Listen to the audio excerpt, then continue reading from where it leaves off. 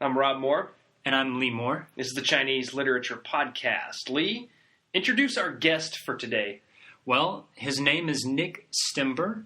He is the translator for a pretty famous contemporary short story novelist, Jia Pingwa. Among other things. Among other things.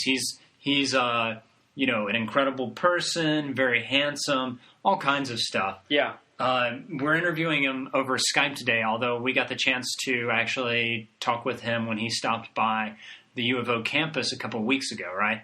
Yep, and we're going to be shamelessly plugging at least a pair of websites that Nick helms, one of which is actually on Chinese manga. Yeah. Which is an amazing website. It's fascinating. What's the name of that website, Nick? Well, the name of the website is just nickstember.com. But okay. So an easy one. Yeah, it's an easy one. But I guess the technical name I can use for it is the Encyclopedia Manjuarica. Okay. So. And we'll put links to these up on the podcast site. So. Yeah. And then his second website, of course, deals with the Chinese writer Jia Pingwa. Right. So, Nick, tell us a little bit about what you do with Jia Pingwa and who Jia Pingwa is. So Jia Pingwa is he's an author of contemporary Chinese fiction. He was born in the 1950s in China, mainland China, and he was born in kind of rural Shanxi province. So Shanxi province is one of the more kind of out-of-the-way corners of China now. But, of course, traditionally it was the kind of the Chinese homeland. And Jia Pingwa, he writes what would be considered rural fiction. So a lot of his stories deal with characters from the countryside who have come to the city, or often just characters in the countryside and their experience of different historical events in China. So my work with Jia Pingwa, I met him in March 2016 for the first time, and I gave a talk in Xi'an on translating literature, so about my experience of bringing Chinese literature into English, mostly comics, but also science fiction. And so when I was working when I was talking to Jia, I was kind of giving him some of my ideas about how we could present more of his literature, bring more of his work into English. So that's kind of how we got started. And then through that kind of partnership, we launched this project to translate some of his novels, or translate samples of his novels, called the Ugly Stone Project. Which is, of course, also, we'll get to this in a second, the title of the story we'll be talking about today. Lee and I think this is true for you, tell me if this is wrong, Lee, but Lee and I had not actually read Jia Pingwa until we met Nick. Yeah, I had vaguely heard about him. I mean, I don't do contemporary stuff as much as you do, Rob, but he is very... Well, tell me, Nick, how big is Jia Pingwa in kind of contemporary Chinese literature? Well, I'd say Jia Pingwa, he's one of the top writers definitely in China today, one of the most well-known authors of Chinese literature among Chinese readers. Okay. But I think for people who are reading Chinese literature in translation, they're not as familiar with his work because very few of his novels have actually been translated into English. Yeah. So far he's only had 2 books that are available in English right now. And those are what? The first... go ahead. No, I was going to say, those were what? Tell us the titles. So the first one was Turbulence, which was, I think, came out in 1992. The translation, it was a book that he had written, Fu Zao is the Chinese title of the book, and that was, I believe, 89 is when it came out in Chinese, and that was translated by Howard Goldblatt. And then his latest book that came out was actually published in 1992 in Chinese, Feidu, or Abandoned Capital, as it's often known now. The most recent translation is Ruined City is the title that they use. But it's also translated by Howard Goldblatt, and that just came out last year in January 2016 with Oklahoma University Press. And that's his that's his most famous book in China, right? Yeah, absolutely. I think Ruined City is definitely his most famous book in China, mostly because there's a lot of controversy around the book. It was banned for obscenity, essentially. I think it was actually a couple months after the book came out, it was banned. We should point out it's banned for obscenity, but it's also based off of a very classical book that we'd like to talk more about eventually, the Jin Ping Mei, The Plum in the Golden Vase. Is that correct? Yeah, I mean, I think it's arguable about how much he drew from this book. But when I met with him actually in last year's site, that was one of the first things I asked him about. It's like, hey, did you read Jin Ping Mei? I said, oh yeah, I read this in back in like the late 70s when it was still kind of verboten in China, and I got like this a bootleg copy of the book. It's still kind of verboten in China, sort of, right? Yeah, I mean, I think it's still not something that's super accessible, and I know from studying it at UBC. So when I took a course in the Jin Ping Mei with Catherine Swanek, she was talking about how there's certain versions of the book that are very hard to get a hold of in China. So certain of this, there's like redacted versions that are available, but then some of the more explicit versions are harder to find. Yeah. It would be like trying to get a hold of, say, a proper copy of the Decameron to teach. You don't find a lot of lit classes, say, for undergrads and below, that teach the Decameron, because that would just be impossible. Right. Yeah, I wanted to ask you, so he's one of the top, Jia Pingwa is one of the top writers in contemporary Chinese literature. But when I think of the top, most famous guy, I always think of Mo Yan. And you mentioned that Jia Pingwa is considered a writer of rural fiction. Mo Yan is also a writer of rural fiction, but there are a lot of differences, and I was wondering if you could kind of compare and contrast the two for us. So, if you're going to compare Mo Yan to Jia Pingwa, which I think is something that a lot of readers in English are going to do, because obviously Mo Yan is the most well-known Chinese author, having won the Nobel Prize, and also Mo Yan is kind of famous for being this rural author, kind of that same mold as Jia Pingwa and some other authors from this time period. But I think the big difference between Mo Yan and Jia Pingwa is that Jia Pingwa was, first of all, I think he's actually from the countryside, whereas Mo Yan is not. Mo Yan was sent down. So I think in a way, Jia Pingwa, he comes to, you could say he comes by it more honestly. Could we say that? Mo Yan is kind of. Could we say that Mo Yan is a bit of a rural writer poser? I don't know if I go quite so far as saying that he's a poser, but I think that Mo Yan, he's definitely trying for a certain effect. So he's trying to create this idea of kind of an idealized version of rural society. Okay. Whereas I think Jia Pingwa, in a sense, I think he's more relying on his own experiences, and I think also Jia Pingwa. What's really interesting about him is that his father was actually a school teacher. So Jia Pingwa had, a very strong foundation in the classics from a pretty young age. So I think when we look at some of Jia Pingwa's writing, you can see a lot of connections to earlier styles of Chinese writing. So especially like Story of the Stone, right? Or Jin Ping Mei, as it's known, yeah. Or Jin Ping Mei. So like this Ming and Qing vernacular fiction, I think a lot of that stuff crops up in Jia Pingwa's writing. So even though he's writing about a contemporary period, he's using these older forms in a way that I think very few authors in China today are able to do. So let's go ahead and dive into the story that we had on tap for today, because I think that'll give people a better idea, a little more concrete idea of what we're talking about. The story is called The Ugly Stone. The basic shell of the plot, and I'm really only going to give the shell of the plot. It's a fairly short story. It's a very short story. Is set in a village where there's, an ugly stone that sits outside of a house, and the first-person narrative, the writer reflects on how ugly it is. No one knows why it's there, what it's for. It doesn't really have any uses. Doesn't seem to have any uses except that there's a little divot on top that collects rainwater and the chickens drink out of it. So people make fun of it. No one can seem to figure out what to do with it. And one day, a passerby they've never seen before stops in his tracks, stares at it, and proceeds to take up residence in the village and investigate it. And it turns out that what we're looking at is not just an ugly stone, but a piece of a meteorite. And that stranger is not just any person, it's an astronomer, right? Yes, we figure out by the end he's an astronomer.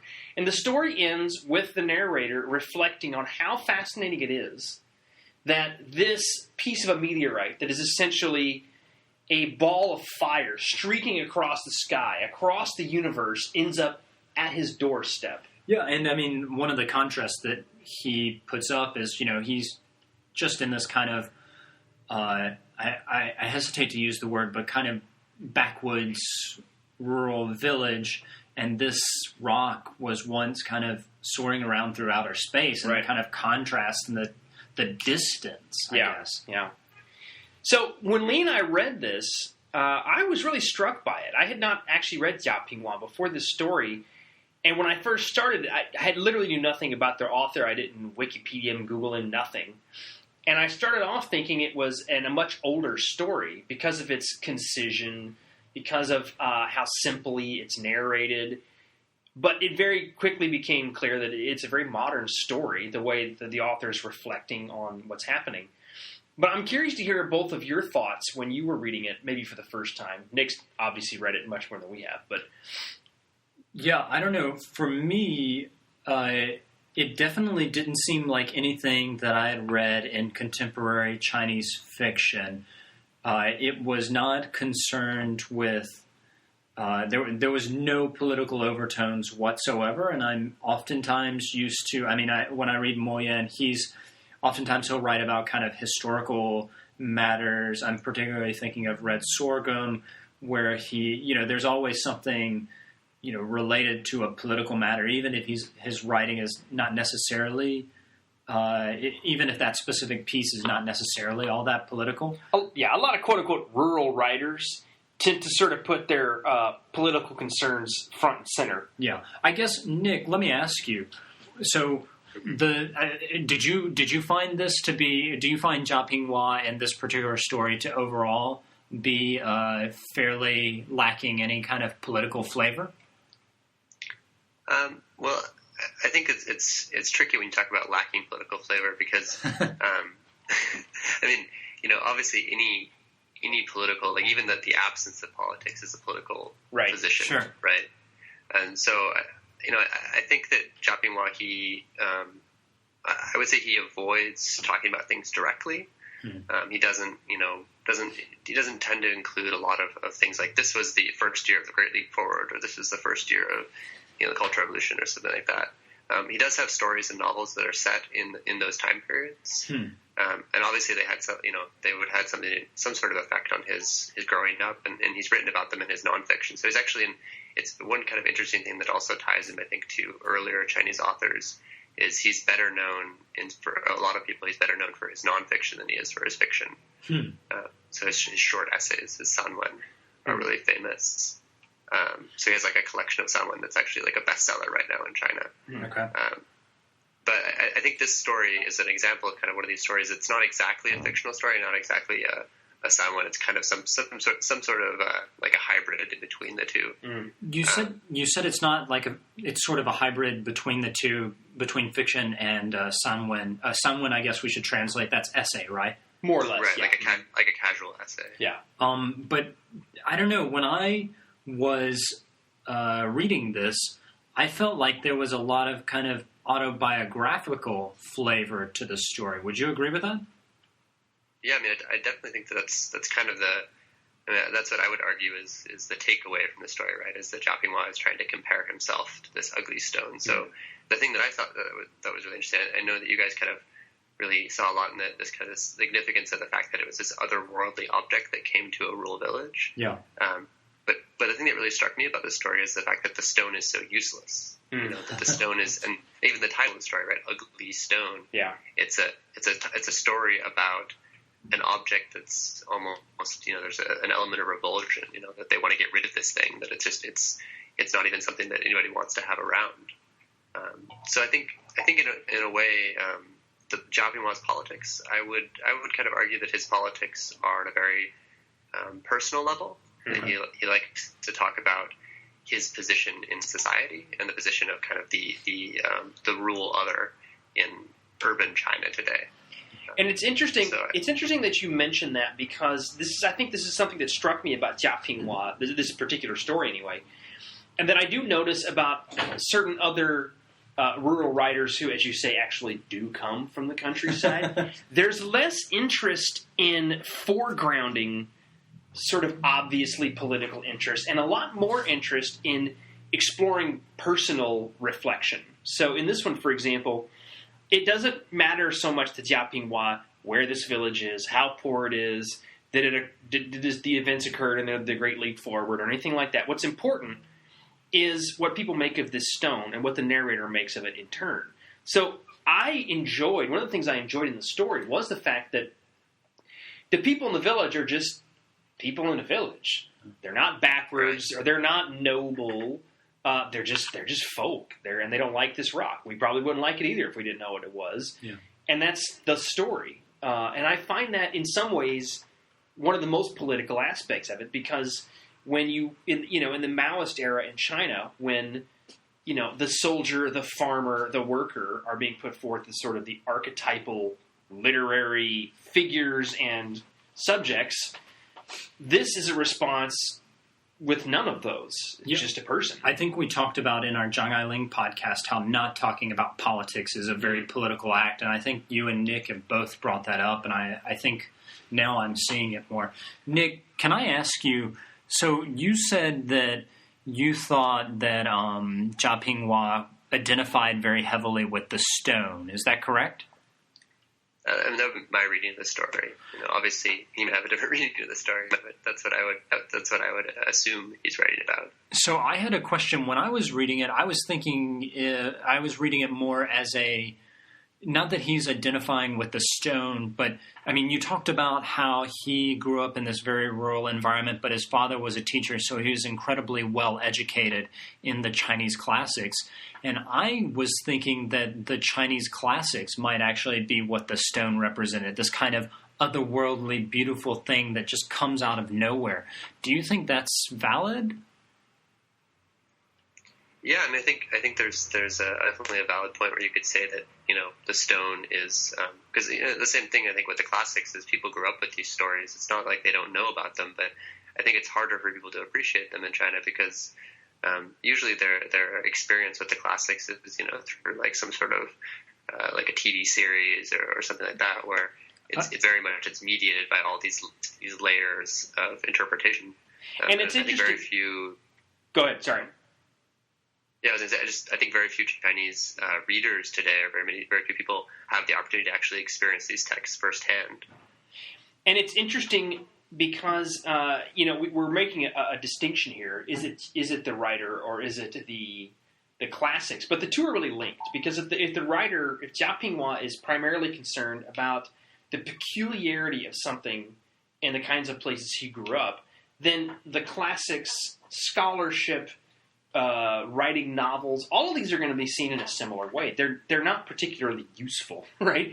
And it's not that far from where we are even in the United States. I think about telling people what I do, getting a PhD in comparative literature, doing things with modern Chinese literature, and a lot of people, their eyes just glaze over. Like, why would you do that? What is the point of that, So I kind of identify with this notion of this stone that maybe it's magnificent, but only if you know exactly what it is. If you don't, it's just a thing, I guess, and I think I brought this up when we discussed it last time. One of the things that I liked about this is the astronomer who comes out. He's this educated guy, but in Chinese, the word astronomer is 天文学家, so that literally means like guy who studies the writing of heaven, something like that. And it's very similar to a person who studies literature, which is just 文学家.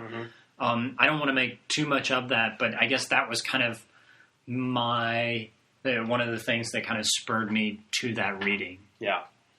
Right. And another interesting kind of tie into that is also the idea that in Chinese, like in English we say it's all Greek to me. In most languages we say it's all Chinese to me. But in Chinese you say it's all 天文, right? It's all like heavenly writing. That's a good point. Yeah.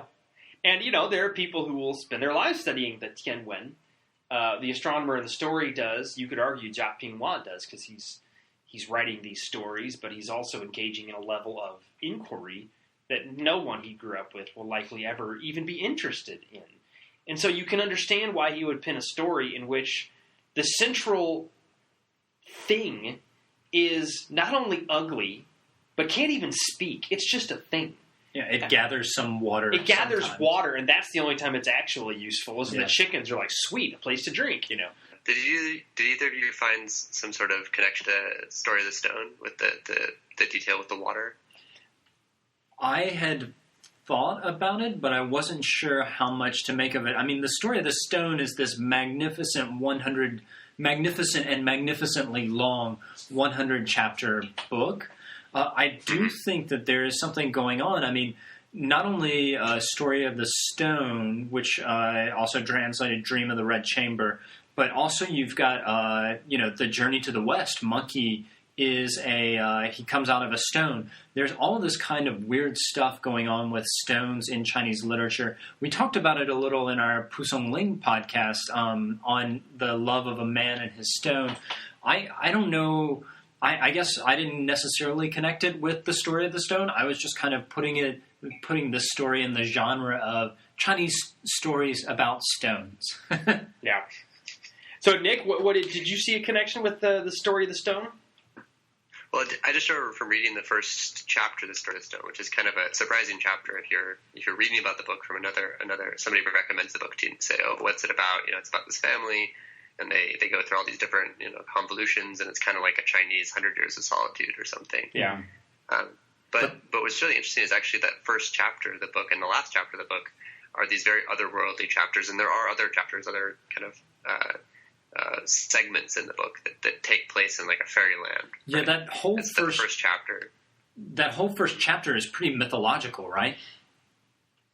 Right. Yeah, it seems very, very mythological. It seems like kind of almost like the beginning to Journey to the West, right? The same kind of thing where this monkey comes out of a stone. Yeah. So in Story of the Stone, it's a boy who is actually a stone reborn, right? And then he's got this connection to the Dayut, was this flower that watered him with her sweet dew, or he watered the flower. I don't remember exactly the relationship, but there was some sort of relationship. They were taking care of each other in the previous life, and then they're reborn, and so he has to repay her. So one of the things that it's interesting with Jia Pingwa's story is that he seems to sort of pose the question: what if the stone was just a stone? What if it was just a hunk of rock, and no one even knew what it was? It was just a rock, and it only becomes not a rock when someone is around who has a perspective that no one else has. So this isn't just a tale of a magnificent rock and no one knows what it is. It's also the tale of the necessity of having a certain kind of perspective to know it's not a rock. If I could say, right. A certain kind of reading or a certain ability to read. Yeah. And it's a lonely one. I mean, the person is wandering through town. Who knows why he's there? But both the astronomer and the rock have skills, have perspectives that the people in the rest of the story do not have. And at least from what we can tell from what's narrated, don't particularly even want to have. And so that seems to me very different than most of the other not Romance of Three Kingdoms, but Journey to the West, Story of the Stone. The stone is clearly mythological and imbued with this power or mysticism. Here, it's just a stone. Right. Well, but there's an interesting suggestion, right, in the story where they load the stone onto the truck and they take it, I guess, presumably to some place where other people will appreciate the stone, right? Yeah. So they're taking it out of this rural village, and then they're bringing it to, I would presume, to the city. Some sort of museum where it's going to, right, it's going to sit in a museum somewhere, and people are going to appreciate the stone not as an ugly stone, but they're going to say, "Oh my God, this is a meteorite! This is an amazing thing that we should study and we should learn more about." But left hanging, and I agree because it's an object of aesthetic splendor now. But left hanging is everyone else in the story, because people may go to this museum and admire it, but the villagers are still going to go, right? But all it really ever did for anyone is gather water for the chickens. So. Enjoy it if you want, but it's really still kind of useless. Yeah. I was wondering if we could kind of conclude on that, or on a quick question. Like, what is the point of usefulness? Is it good? Is it a good thing to be useful in this story? This is a very Taoist question coming from Zhuangzi. What do you think, Nick? Is it good to be useful? Is it good to be? I remember in the story. Yeah. In this story, well, that is a good question, right? Because in the story, being as long as he was useless, nobody really bothered him, right? As long as he was useless, the stone could just stay there and just be in the village, and nobody really made a use of him. Nobody appreciated it, but also nobody moved him.